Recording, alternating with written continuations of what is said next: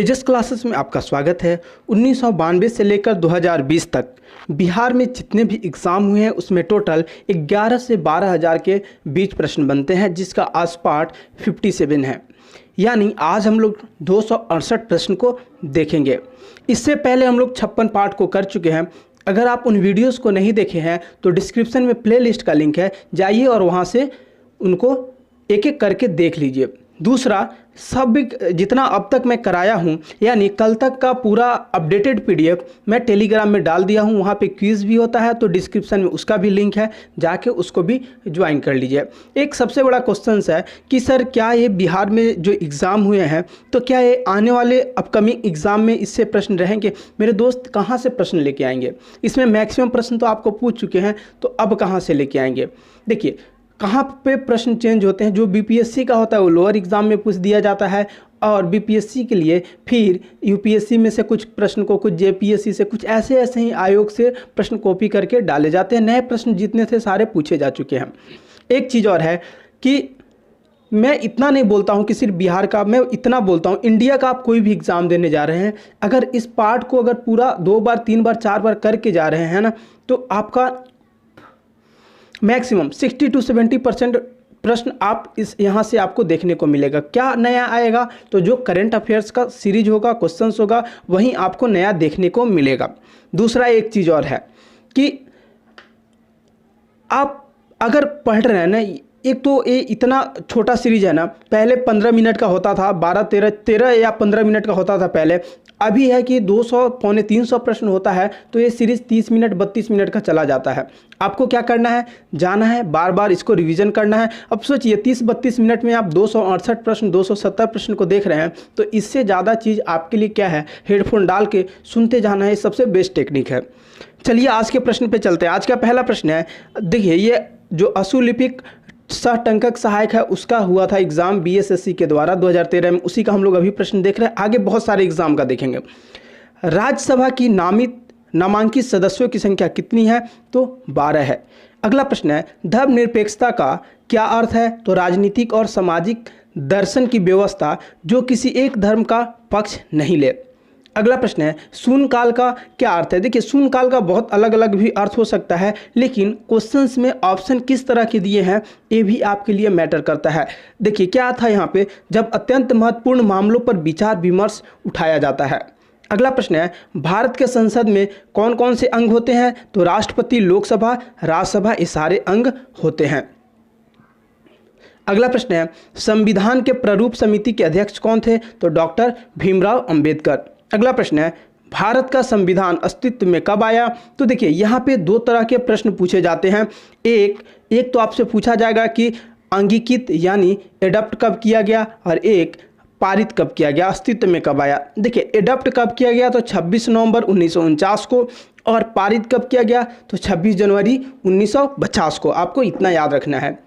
अगला प्रश्न है, यहाँ पे आप लोग मैक्सिमम कंफ्यूज कर देते हैं, तो इसको कंफ्यूज नहीं करना है, 4 बार 5 बार इसको रिवीजन कर लेना है। अगला प्रश्न है, कोई भी विधेयक धन विधेयक है या नहीं, इसका निर्णय कौन लेता है? तो लोकसभा का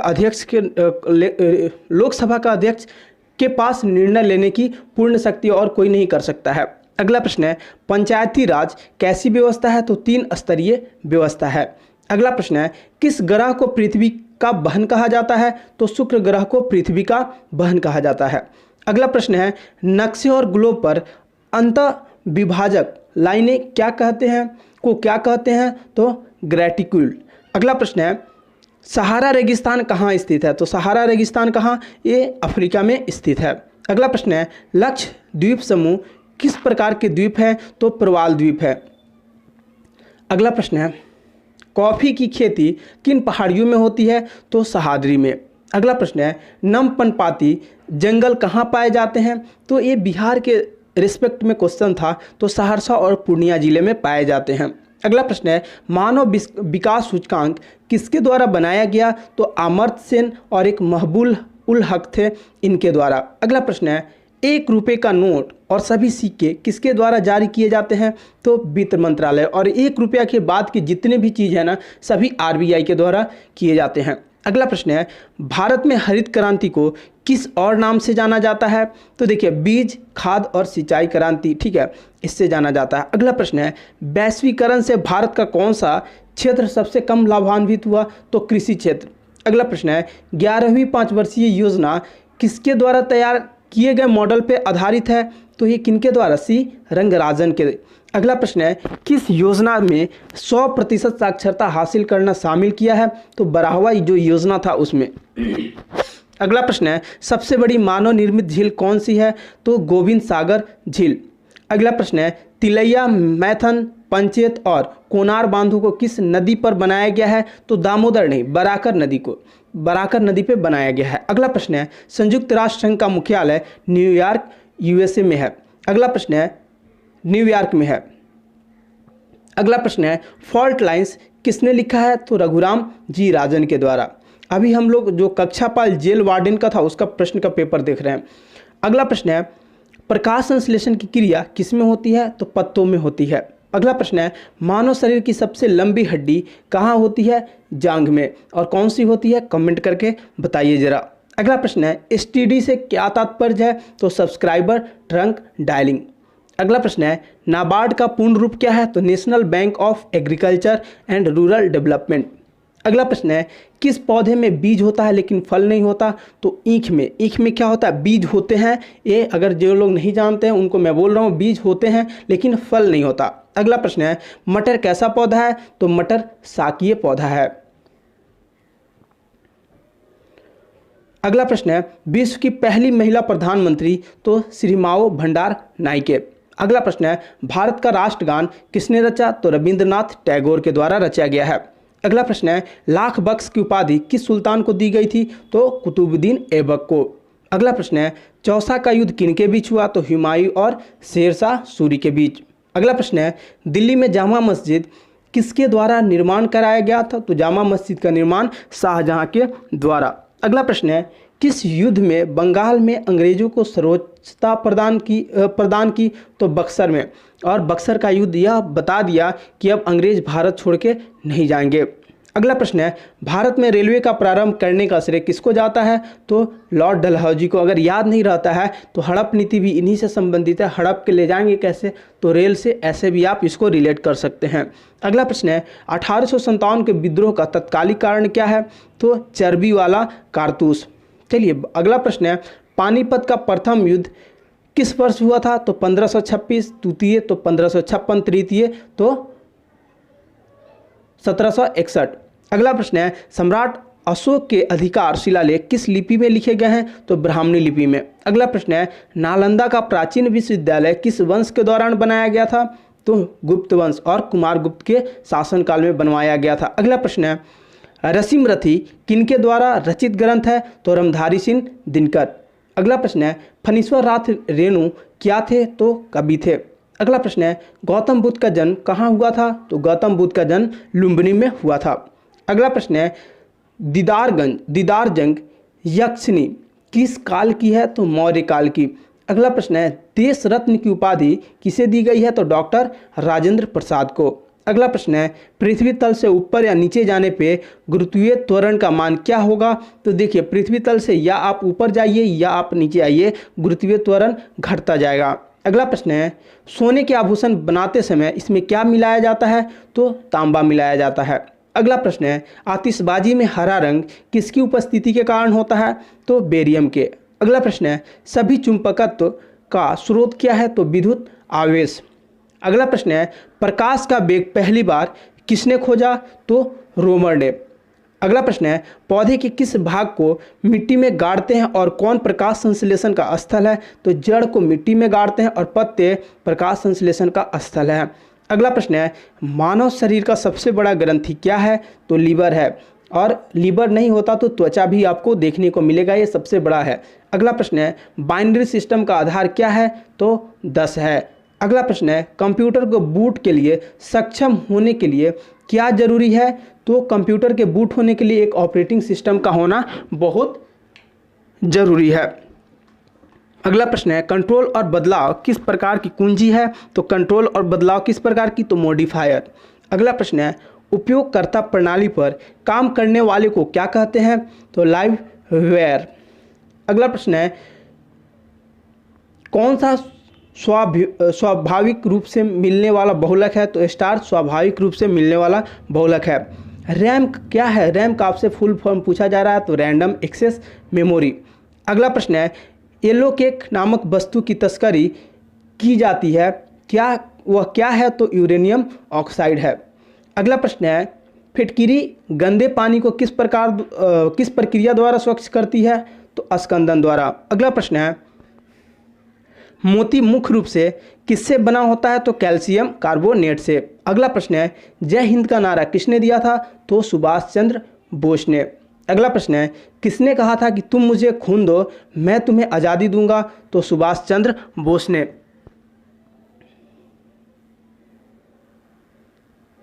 अगला प्रश्न है, चावल का दाना क्या है? तो एक बीज है। चावल का दाना क्या है? एक बीज है। अगला प्रश्न है, हमारे राष्ट्रीय गीत के लेखक कौन है? तो बंकिम चंद्र चटर्जी। अगला प्रश्न है, गोदान उपन्यास के लेखक तो प्रेमचंद्र हैं। अगला प्रश्न है, भारत में अपना संविधान कब स्वीकार किया? तो 26 जनवरी 1950 को। अभी पहले थोड़ी देर ही पहले इस प्रश्न को मैं कराया था, इसीलिए मैं बोल रहा हूँ। इस सीरीज़ को मोबाइल में हेडफोन डाल के आपको रिवीजन कर लेना है, इससे बेस्ट रिवीजन का कोई सोर्स नहीं हो सकता है। अगला प्रश्न है, हिंद दिवस कब मनाया जाता है? तो 14 सितंबर को। अगला प्रश्न है, अंतर्राष्ट्रीय महिला दिवस कब मनाया जाता है? तो 8 मार्च को। अगला प्रश्न है, भारतीय संविधान की आत्मा किसे कहा जाता है? तो संवैधानिक उपचार को। अगला प्रश्न है, भारत एक क्या है? तो भारत एक धर्मनिरपेक्ष राष्ट्र है। अगला प्रश्न है, भारतीय लोकसभा में कुल कितने सदस्य होते हैं? तो देखिए, भारतीय लोकसभा में 2-3 चीज़ है यहाँ से, 540 तो नहीं है, 540 गलत है। भारतीय लोकसभा की अगर बात किया जाए तो जो मैक्सिमम सीट हो सकता है वो 552, कब तक? 2026 तक। लेकिन अभी बात करें तो 545 सीट है, 20 आपको यूटी से आते हैं और 500 कितने, अब फिलहाल 545 उसके मैक्सिमम नंबर भर सकते हैं। अभी 545 हो सकते हैं, लेकिन अभी कितने? 540 ही हैं। तो 535 कहाँ से आते हैं? तो जो कुछ आपके यूटी से आते हैं, 20 आपको यूटी से आ गए, ठीक है, और आपको 535 और 20 कितना हो गया? 45, तो 25 हो जाएंगे। तो 525 आपके आएंगे अलग अलग राज्यों से। अगला प्रश्न है, किस राज्य से सबसे अधिक प्रतिनिधि चुने जाते हैं? तो उत्तर प्रदेश से। और कितने? 80 चुने जाते हैं। अगला प्रश्न है, प्रधानमंत्री बनने की अधिकतम आयु कितनी है? देखिए, अधिकतम आयु नहीं, यहाँ पे अधिकतम आयु नहीं, यहाँ पे 25 वर्ष ये मिनिमम आयु है। अधिकतम आयु की बात करें ना, तो प्रधानमंत्री आप मरने के जो आपका एक पैर कब्र में चला गया होगा ना, तब भी आप बन सकते हैं, बेशक आपके पास मेजोरिटी होना चाहिए। तो मिनिमम आयु आपसे पूछा जा रहा है 25 वर्ष। अगला प्रश्न है, स्वतंत्र भारत के प्रथम गृह मंत्री कौन थे? तो सरदार वल्लभ भाई पटेल। अगला प्रश्न है, केंद्र सरकार के व्यय को नियंत्रित करने की शक्ति किसके पास है? तो नियंत्रक एवं महालेखा परीक्षक में। अगला प्रश्न है, संविधान की व्याख्या करने का अधिकार किसके पास है? तो संसद के पास है। चलिए, बीएसएससी का कारा मिश्रक जो परीक्षा हुआ था, इसका हम लोग प्रश्न देखेंगे। अगला प्रश्न है, भारत के प्रथम प्रधानमंत्री कौन थे? तो पंडित जवाहरलाल नेहरू। अगला प्रश्न है, भारत छोड़ो आंदोलन किस वर्ष हुआ? तो 1942 ईस्वी में। अगला प्रश्न है, नीला पहाड़ किसे कहते हैं? तो नीलगिरी को कहते हैं। अगला प्रश्न है, आईएसटी का पूर्ण रूप क्या है? तो इंडियन स्टैंडर्ड टाइम।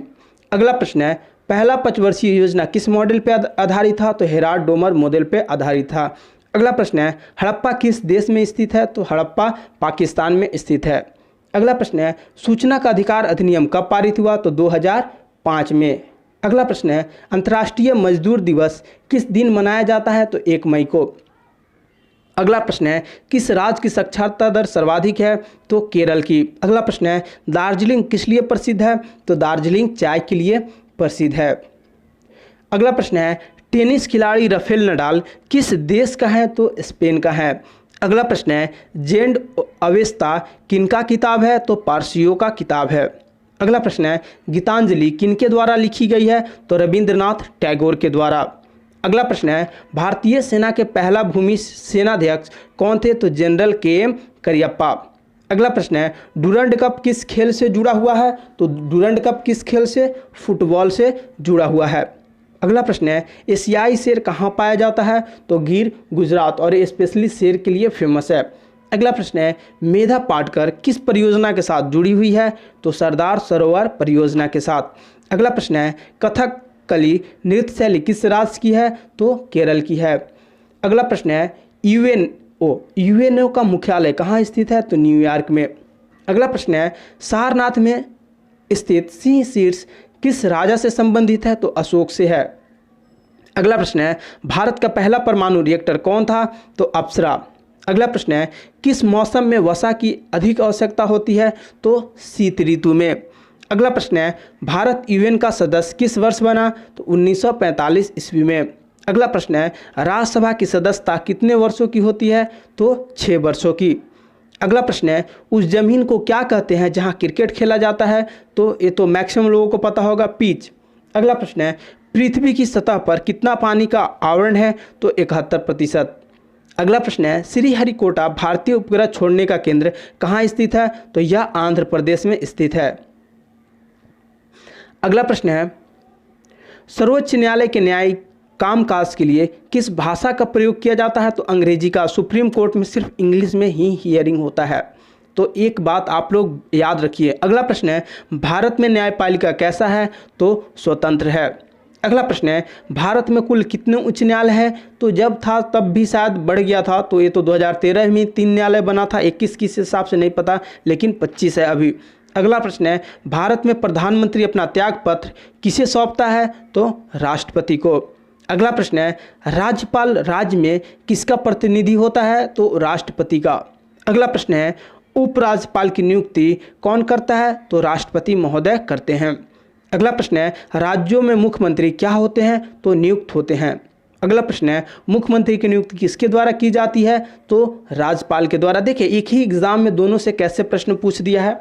अगला प्रश्न है भारत में, दोनों एक ही प्रश्न है, आप इन दोनों को देखिए कोई अंतर नहीं है दोनों प्रश्न में, लेकिन पूछने का लहजा और ऑप्शंस का तरीका दोनों चेंज कर दिया है इसको। अगला प्रश्न है भारत में किस प्रकार की विद्युत का सर्वाधिक उत्पादन होता है? तो ताप यानी थर्मल विद्युत का। अगला प्रश्न है औद्योगिक क्रांति सर्वप्रथम किस देश में हुई? तो इंग्लैंड में हुई। अगला प्रश्न है भारत में गेहूं का सर्वाधिक उत्पादन करने वाला राज्य कौन सा है? तो उत्तर प्रदेश। अगर आपसे पूछ दिया जाए चावल, तो आप चावल और जूट के लिए पश्चिम बंगाल को याद रखेंगे। अगला प्रश्न है भारत में हरित क्रांति के जनक कौन थे? तो एम.एस. स्वामीनाथन।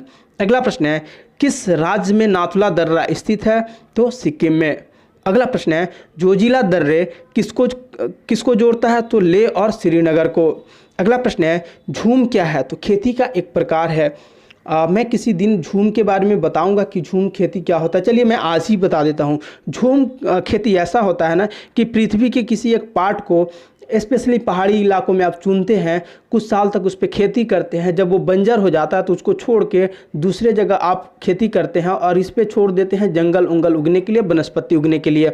जब कुछ सालों बाद 10-12 सालों बाद वनस्पति पहले वाले लैंड पे उग जाता है, दूसरा वाला लैंड तब तक बंजर हो गया होता है, तो फिर आप पहले वाले लैंड पे क्या करते हैं, उसको साफ सफाई करके खेती करते हैं। यही झूम यानी शिफ्टिंग खेती को झूम खेती बोलते हैं। सबसे ज़्यादा नागालैंड में होता है, लेकिन आपको ऑप्शन में असम देखने को मिलेगा। अगला प्रश्न है विश्व जल दिवस कब मनाया जाता है? तो 22 मार्च को। अगला प्रश्न है असहयोग आंदोलन का प्रारंभ कब हुआ था? तो 1920 ईस्वी में। अगला प्रश्न है किसने सांची स्तूप का निर्माण किया? तो अशोक ने। अगला प्रश्न है अंतर्राष्ट्रीय न्यायालय का मुख्यालय कहाँ है? तो हेग में। और हेग कौन से देश में है, ये आप जरूर बताइए। अगला प्रश्न है कौन आयुर्वेद के जनक के रूप में जाने जाते हैं? तो चरक।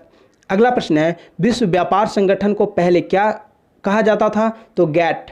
अगला प्रश्न है सोने की खान कर्नाटक के किस जिले में स्थित है? तो कोलार गोल्ड माइन, आप सब जानते हैं। अगला प्रश्न है कौन सा राज्य केसर का प्रमुख उत्पादक है? तो जम्मू और कश्मीर। अगला प्रश्न है किन्हें द्रोणाचार्य पुरस्कार दिया जाता है? तो सर्वश्रेष्ठ प्रशिक्षक को। अगला प्रश्न है किस दिन भारत में राष्ट्रीय मतदाता दिवस के रूप में घोषित किया गया? तो 25 जनवरी को। अगला प्रश्न है सितारों का एक समूह को क्या कहा जाता है? तो नक्षत्र कहा जाता है। अगला प्रश्न है हैली धूमकेतु कितने वर्षों के अंतराल में एक बार दिखाई देता है? तो 76 वर्षों के अंतराल में। अगला प्रश्न है विश्व में अधिकतम वर्षा का स्थान कौन है? तो मौसिनराम। अगला प्रश्न है पोंगल किस राज्य का प्रमुख त्यौहार है? तो तमिलनाडु का। अगला प्रश्न है अन्ना हजारे को और किस नाम से जाना जाता है? तो किसान बाबूराव। अगला प्रश्न है बांदीपुर नेशनल पार्क कहाँ है? तो यह कर्नाटक में स्थित है। अगला प्रश्न है मंगल ग्रह के लिए भारतीय अंतरिक्ष यान का नाम क्या है? तो मंगलयान है। अगला प्रश्न है प्रकाश संश्लेषण की प्रक्रिया के लिए कौन सी गैस आवश्यक होती है? तो कार्बन डाइऑक्साइड। अगला प्रश्न है कौन सा स्तनीय जंतु उड़ सकता है? तो चमगादड़ उड़ सकता है। अगला प्रश्न है जब दूध दही में परिवर्तित होता है तो उसके खटापन की वजह क्या होती है? तो लैक्टिक एसिड। अगला प्रश्न है पानी का सबसे शुद्ध रूप क्या है? तो वर्षा का पानी। अगला प्रश्न है संतरे में कौन सा विटामिन पाया जाता है? तो विटामिन सी। अगला प्रश्न है सीवी रमन को किस क्षेत्र में नोबेल पुरस्कार मिला? तो भौतिक विज्ञान के क्षेत्र में।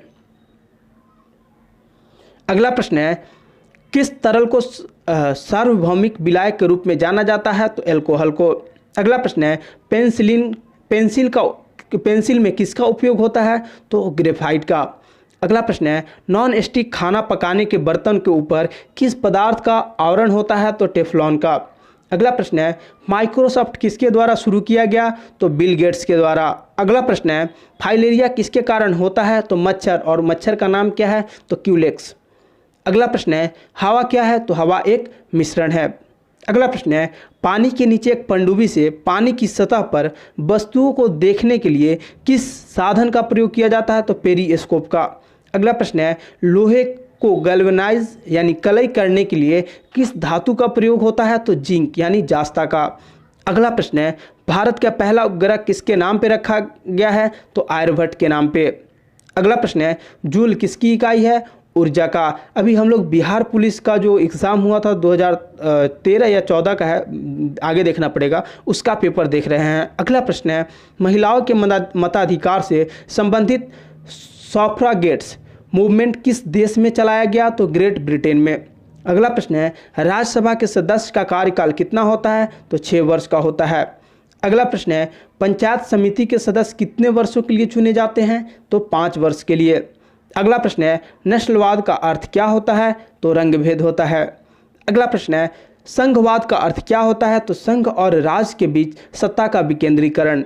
अगला प्रश्न है भारत एक कैसा राष्ट्र है? तो भारत एक धर्मनिरपेक्ष राष्ट्र है। और धर्मनिरपेक्ष का मतलब आप सब जानते हैं, धर्म भारत देश का नहीं होगा, धर्म यहाँ पे लोगों का होगा। अगला प्रश्न है भारत में दल विहीन जनतंत्र की परिकल्पना किसने प्रस्तावित की थी? तो जयप्रकाश नारायण ने।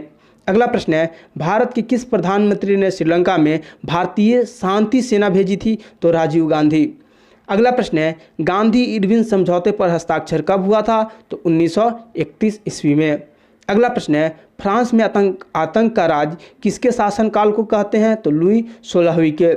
अगला प्रश्न है प्रतिनिधित्व नहीं तो कर नहीं का नारा किस घटना का परिणाम है? तो अमेरिकी स्वतंत्रता का घोषणा पत्र। अगला प्रश्न है गांधी जी दक्षिण अफ्रीका से भारत कब लौटे? तो 1915 ईस्वी में। अगला प्रश्न है संयुक्त राष्ट्र का चार्टर कहाँ तैयार हुआ था? तो वाशिंगटन में। अगला प्रश्न है औरंगजेब की मृत्यु के पश्चात किस नेता के नेतृत्व में जाट काफ़ी शक्तिशाली हुए? तो चूड़ामन के। अगला प्रश्न है किस नदी को बिहार का शोक कहा जाता है? तो कोसी नदी को। अगला प्रश्न है नाथुला दर्रा किस राज्य में स्थित है? तो सिक्किम में। अगला प्रश्न है फॉर वनस्पति किससे संबंधित है? तो अल्पाइन वन से। अगला प्रश्न है पेशावर एवं काबुल किसके माध्यम से एक दूसरे से जुड़े हुए हैं? तो खैबर दर्रा से। अगला प्रश्न है किस वर्ष प्रथम पृथ्वी सम्मेलन आयोजित हुआ था? तो 1992 में। रियो डी जेनेरियो सम्मेलन भी इसको बोलते हैं। 172 देशों ने उसमें भाग लिया था। अगला प्रश्न है भारत में दूसरा सबसे बड़ा जलप्रपात कौन सा है? तो देखिए दूसरा यहाँ पे क्वेश्चन में पूछा गया है, और यहाँ पे जोग जो दिख रहा है, तो जोग जो है कर्नाटक में है। जोग गुसप्पा एक कर्नाटक में भारत का सबसे बड़ा जलप्रपात है। बात करें दूसरा बड़ा जलप्रपात का ना, तो बेरही पानी जो जलप्रपात है ये दूसरा सबसे बड़ा है। जोग जो है पहला है। अगला प्रश्न है चंद्रमा की घूर्णन अवधि क्या है, तो 28 दिन, राउंड फिगर में 28 दिन इसको बोलेंगे। अगला प्रश्न है राउरकेला लौह एवं इस्पात संयंत्र किस राज्य में स्थित है, तो उड़ीसा में। अगला प्रश्न है पौधे की अध्ययन को क्या कहा जाता है, तो वनस्पति शास्त्र कहा जाता है। अगला प्रश्न है हरे पौधे द्वारा भोजन तैयारी के प्रक्रिया को क्या कहा जाता है, तो प्रकाश संश्लेषण। अगला प्रश्न है मानव की श्वसन प्रणाली का हिस्सा क्या है, तो नाक एवं फेफड़े। अगला प्रश्न है गैस और जल वाष्प के मंडल को क्या कहा जाता है, तो वायुमंडल। अगला प्रश्न है वसा और तेल क्या है, तो लिपिड है। अगला प्रश्न है विटामिन सी का सबसे प्रचुर स्रोत क्या है, तो आंवला। अगला प्रश्न है पारिस्थितिकी शास्त्र द्वारा क्या अध्ययन होता है, तो जीवों और अपने वातावरण के बीच संबंध जो होता है उसको अध्ययन करते हैं। अगला प्रश्न है मानव शरीर का समान तापमान कितना होता है, तो देखिए फ़ारेनहाइट में है तो 98.6 डिग्री फ़ारेनहाइट। अगला प्रश्न है E बराबर mc² में m चिन्ह का अर्थ क्या है, तो देखिए m का यहाँ पे तो समूह दिया है लेकिन नहीं, m का अर्थ है मास और यहाँ पे जो c है इसका अर्थ होता है स्पीड ऑफ लाइट। अगला प्रश्न है अलेक्जेंडर फ्लेमिंग की खोज का नाम क्या है, तो पेंसिलिन। अगला प्रश्न है हीमोग्लोबिन में कौन सा धातु मौजूद है, तो हीमोग्लोबिन में लोहा धातु मौजूद होता है। अगला प्रश्न है 2013 का था। अगला प्रश्न है संयुक्त राष्ट्र दिवस कब मनाया जाता है, तो 24 अक्टूबर को। अगला प्रश्न है कंगारू कहाँ का मुख्य पशु है, तो कंगारू ऑस्ट्रेलिया का है। अगला प्रश्न है कौन शरीर में विटामिन डी बनाता है, तो त्वचा बनाता है। अगला प्रश्न है जय जवान जय किसान का नारा किसने दिया, तो लाल बहादुर शास्त्री जी ने। अगला प्रश्न है संतोष ट्रॉफी किससे संबंधित है, तो फुटबॉल से संबंधित है। अगला प्रश्न है यूनेस्को का मुख्यालय कहाँ है, तो पेरिस में स्थित है। अगला प्रश्न है खाद्य श्रृंखला में उत्पादक प्रकाश किसमें बदलता है, तो रासायनिक ऊर्जा में। अगला प्रश्न है प्रोटीन संश्लेषण किसमें होता है, तो राइबोसोम में। अगला प्रश्न है भारत में खरीफ फसल का कौन सा मौसम है, तो जुलाई से अक्टूबर। जुलाई में बोया जाता, अक्टूबर में काट लिया जाता है। अगला प्रश्न है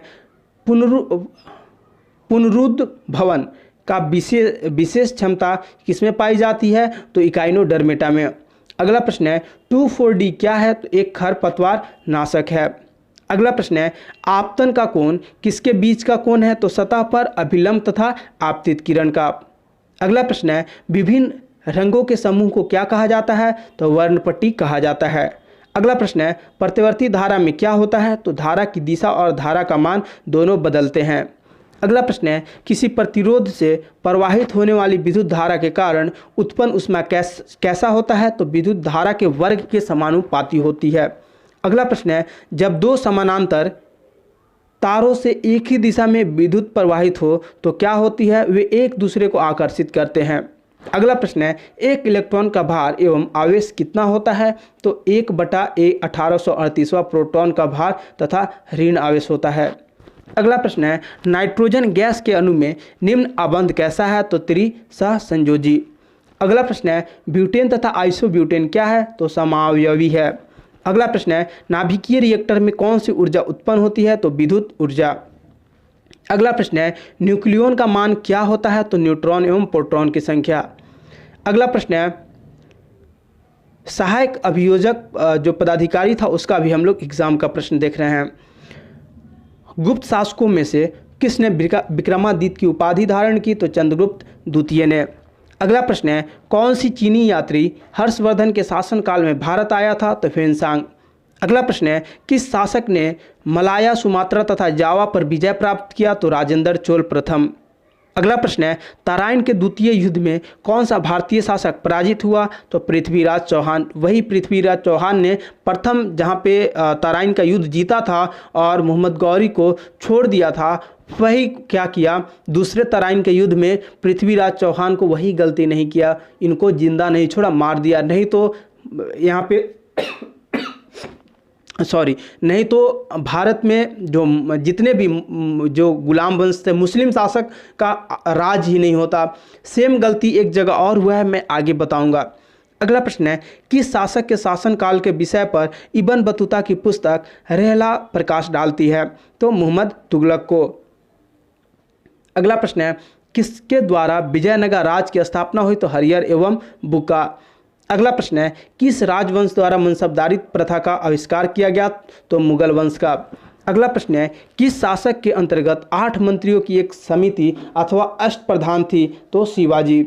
अगला प्रश्न है, किसने जहांगीर के दरबार का सजीव वर्णन किया है? तो सर थॉमस रो। अगला प्रश्न है, बंगाल के नवाबों में से प्लासी के युद्ध में अंग्रेज से कौन पराजित हुआ? तो सिराजुद्दौला। अगला प्रश्न है, भारत में पुर्तगाली शक्ति स्थापित करने का श्रेय किसको जाता है? तो अल्फांसो डी अल्बुकर्क को। अगला प्रश्न है, किसके द्वारा भारत में प्रथम रेलवे लाइन स्थापित किया गया? तो डलहौजी के द्वारा। अगला प्रश्न है, भारत का अंतिम वायसराय कौन था? तो लॉर्ड माउंटबेटन। अगला प्रश्न है, किसने सविनय अवज्ञा आंदोलन प्रारंभ किया? तो महात्मा गांधी ने। अगला प्रश्न है, किस काल में कृषि कर्म का प्रादुर्भाव हुआ था? तो किस काल में हुआ था? नवपाषाण काल में हुआ था। अगला प्रश्न है, बराबर की गुहाओं का अशोक ने किस संप्रदाय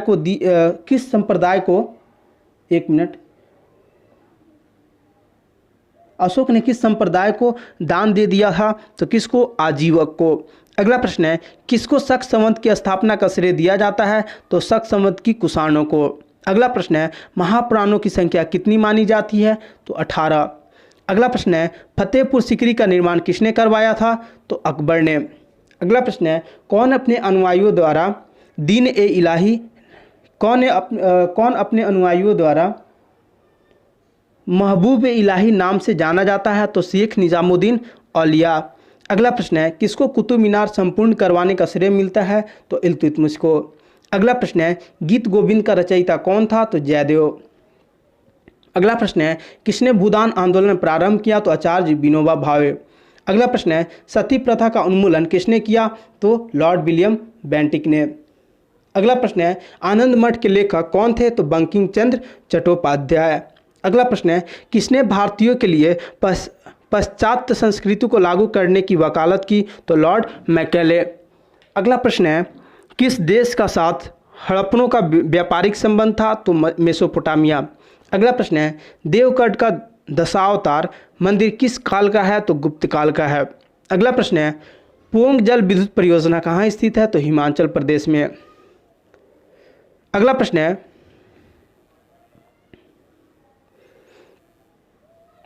भारत का सबसे अधिक विस्तृत मैदान कौन सा है? तो राजस्थान का मैदान। अगला प्रश्न है, भारत में जूट का सबसे अधिक उत्पादक राज्य कौन है? तो पश्चिम बंगाल है। अगला प्रश्न है, भारत में सबसे अधिक विस्तृत क्षेत्र वाला अपवाह तंत्र कौन सा है? तो गंगा नदी तंत्र। अगला प्रश्न है, टोडो जनजाति कहाँ निवास करती है? तो तमिलनाडु में। अगला प्रश्न है, भारत में अधिकतम खनिजकृत शैल तंत्र कौन सा है? तो गोंडवाना। अगला प्रश्न है, किस भारतीय पर्वतीय श्रृंखला के 2 ढलानों पर असमान प्रकार की वनस्पति पाई जाती है? तो अरावली। अगला प्रश्न है, इलायची की पहाड़ियाँ किस प्रदेश में स्थित है? तो तमिलनाडु में। अगला प्रश्न है, किस प्रदेश की क्षारीय मिट्टी का विस्तार सबसे अधिक है? तो क्षारीय मिट्टी का विस्तार का बात किया जाए तो उत्तर प्रदेश में सबसे ज़्यादा है। अगला प्रश्न है, संसार का सबसे ऊंची इमारत कौन है? तो बुर्ज खलीफा है। अगला प्रश्न है,